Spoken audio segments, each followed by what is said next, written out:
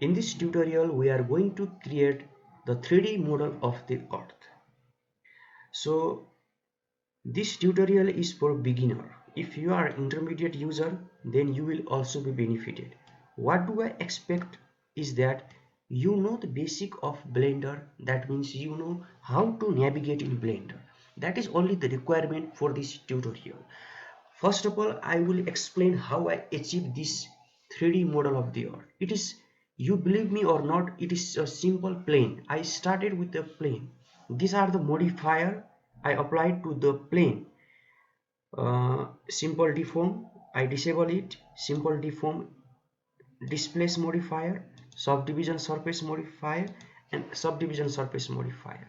Okay, so I just added the plane, then apply the modifier to achieve the final result.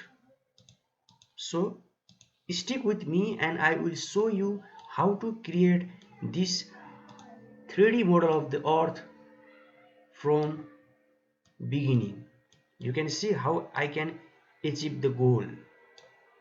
So let's get started to our tutorial. Thanks for watching the tutorial.